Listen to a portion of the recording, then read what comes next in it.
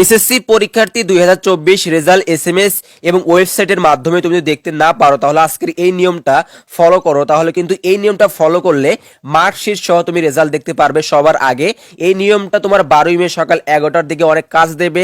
সবার আজকের এই ভিডিওটি অবশ্যই দেখা উচিত, আর ভিডিও দেখার পাশাপাশি তোমার বন্ধু বান্ধব সবার মাঝে শেয়ার করে দেবে, যেন তারাও এই সমস্যায় পড়লে এসএমএস এবং ওয়েবসাইটের মাধ্যমে রেজাল্ট না দেখতে পারলে এই নিয়মটা ফলো করলে সে কিন্তু দ্রুত সবার আগে ইনশাআল্লাহ রেজাল্ট দেখতে পারবে। রেজাল্ট বিষয়ে সর্বশেষ আপডেট দেব, সম্পূর্ণ ভিডিওটি দেখো। আর এরকম শিক্ষামূলক ভিডিও পাওয়ার জন্য আমাদের চ্যানেলটিকে এখনই সাবস্ক্রাইব করে রাখো।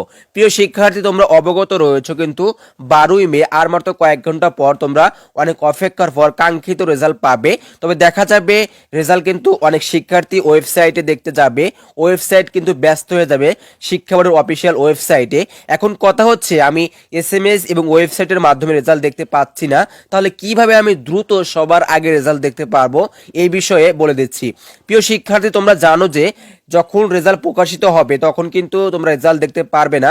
ওয়েবসাইটে রেজাল্ট দেখতে চাইলে তুমি কিন্তু 2টার দিকে চেষ্টা করতে হবে, 2টার দিকে তুমি মার্কশিট সহ রেজাল্ট দেখতে পারবে। এখন কথা হচ্ছে আমি এর আগে কিভাবে রেজাল্ট দেখতে পাবো। এর আগে তুমি স্কুলের রেজাল্ট দেখতে পারবে। এছাড়াও তুমি তোমার শিক্ষা বোর্ড, ধরলাম তোমার শিক্ষা বোর্ড হচ্ছে যশোর বোর্ডের অফিসিয়াল শিক্ষা বোর্ডে তুমি রেজাল্টটা পেয়ে যাবে। এই দুটি